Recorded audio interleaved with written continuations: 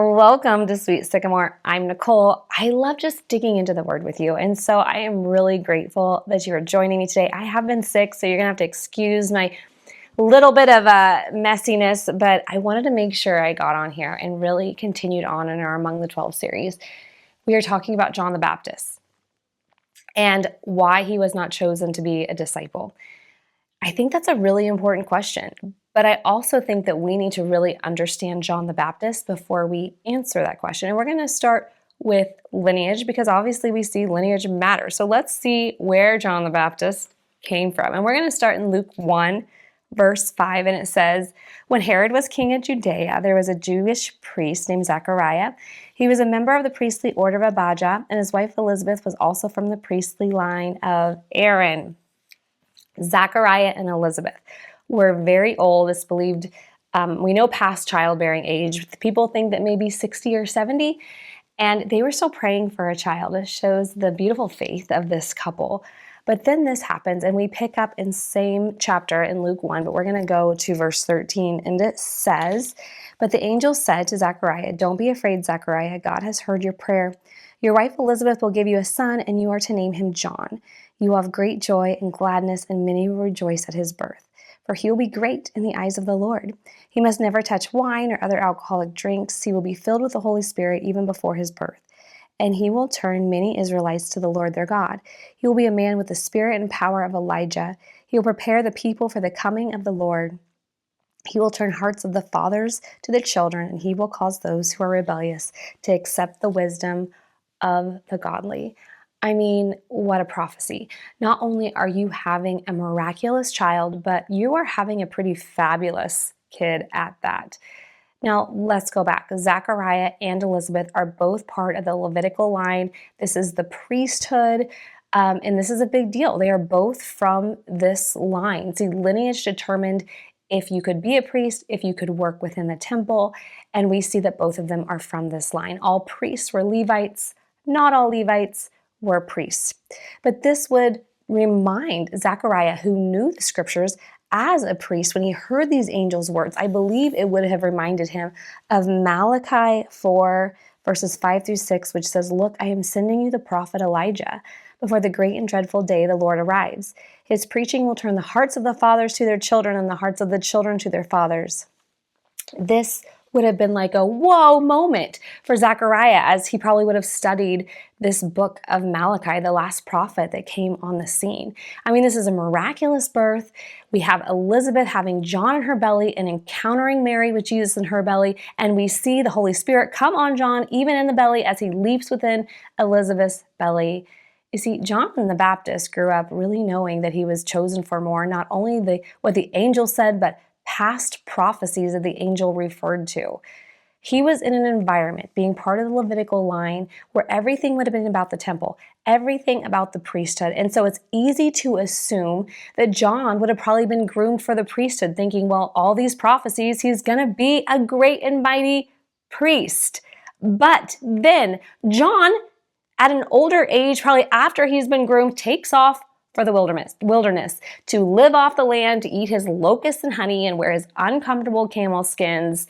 And it makes you wonder what his elderly parents had to think. Like, he's just throwing it all away. All of these prophecies, all of these plans. Honestly, one thing I have learned throughout years of walking with the Lord is that I need to be glued to the mission of what he's calling me to, but understand that he can change up the method all the time, and often he really does, and it throws me for one. Because what happens is God sends John out into the wilderness, and all eyes are like locked on him. They're all like, oh, this guy. You know, when we like to watch reality TV shows because we like to watch the disaster? Yeah, I think they did then too. Because then this happens. It's in Luke 3, verses 2 through 3, and it says this. It says, "Annas and Sapphira were the high priests at the time, and a message from God came to John while he's in the wilderness, son of Zechariah, who was living in the wilderness. Then John went from place to place on both sides of the Jordan River, preaching that people should be baptized and repenting of their sins." John waited until God activated him. Do we wait for God? Or do we just activate ourselves because we feel ready? You see, God was waiting not only until John was ready, but also waiting until Jesus was ready to step into his calling. The waiting was just as important as getting correct as the action because it was all in God's timing. John placed himself in the middle of the wilderness so he would not miss the message of the Lord when God said, "Now go." Now remember, he is cousins to Jesus. So most likely we see Mary running to Elizabeth when she finds out she's pregnant with the Messiah. I would assume that Jesus and John the Baptist probably knew each other. John was not performing miracles, but he did have the Holy Spirit living within him. And his words held power as he was activated and he starts going out. People are not only watching him beforehand, but now they are listening to him. And now that we have this backstory of John the Baptist, we're going to pick up in John 1, and we're going to read verses 19 through 28. It's a little bit longer, but bear with me. It says, "This was John's testimony when the Jewish leaders sent priests and temple assistants from Jerusalem to ask John, 'Who are you?'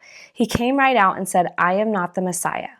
'Well, then who are you?' they asked. 'Are you Elijah?' 'No,' he replied. 'Are you the prophet we are expecting?' 'No.' 'Then who are you?' 'We need an answer for those who sent us. What do you have to say about yourself?' And John replied in the words of the prophet Isaiah, 'I am a voice shouting in the wilderness, clear the way for the Lord's coming.' Then the Pharisees who had been sent asked him, 'If you aren't the Messiah or Elijah or the prophet, what right do you have to baptize?' And John told them, 'I baptize with water, but right here in the crowd is someone you do not recognize. Though his ministry follows mine, I'm not even worthy to be his slave and untie the straps of his sandals.' Who are you?" "I'm not the Messiah." "Who are you? Are you Elijah?" "No." "Are you the prophet we've been expecting?" "No." "Then who are you?" "Guys, I'm just a voice." "Well, then why do you do what you do?" "Because I see Jesus. I see Jesus right here." Let me ask you, who are you? In John's life, we see that he lived his life really focusing on the purpose of paving the way for the Messiah, but making sure the Messiah came before him. He's like, "I am not the Messiah. I am just a voice." And I love that John refused titles that weren't his. And honestly, some of these titles he could have picked up. I mean, yeah, prophet would have fit for John the Baptist, but he still said no. He kind of operated his life like just a searchlight, like I'm just going to find Jesus and then I'm just going to shine a light on him. If there was a PA system out there, I think John would have been like, "I'm just the microphone. I'm not even the voice. Like I'm just the mic. Like I just say what I need to say." I love how John had every opportunity to at least say, "This is who I am." But he didn't. He just told him about his mission. "This is what I am called to do." What's your mission? Do you share more about who you are, or do you share more about what God is calling you to do? If I had to tell you what my mission was, it would be that I'm trying to love my husband and serve him and allow him to do what God is calling him to do, and to raise my boys to love the Lord their God with all their heart, soul, and mind.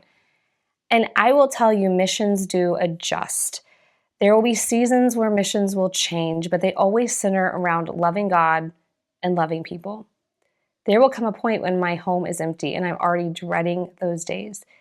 John was not a voice forever, but this was a season he was. You see, faithfulness to your mission is doing what God asks until he asks you to do something different. And John knew his mission for that moment. So I want to ask you guys some questions like I always do. Do you wait to be activated in your mission? Kind of like John, where he just sat in the wilderness looking a little crazy, waiting on God. That's a hard one for me because I really love forward momentum and I take joy in movement and accomplishing things. And I've really had to learn in life that sitting is not wasting time when you're waiting on God. Number 2, I would ask you the question, who are you? I mean, it's easy for me to see my own flaws and be like, if I was going to say that, I'd be like, I'm a mess. I'm definitely a loved mess from God himself. I'm constantly growing. But what about the fact that I'm his kid and I'm his daughter, and not looking at what I'm not, but looking at what I am? Right. My last question for you is, what is your current mission? I just shared mine, but I think it's important for us to know what God is calling us to in this season so that we can really dedicate ourselves to that and understand to prioritize that should come first. In the meantime, I also want to share with you that we've been doing some Under the Sycamore, me and my husband, where we're talking communication. And so if maybe one of your life missions is to better your marriage or better relationships, feel free to listen to that. We're going to gather again actually next week by the time this posts because I was sick, and we're going to answer the question, I promise you, why was John the Baptist not called to be a disciple? Until next time.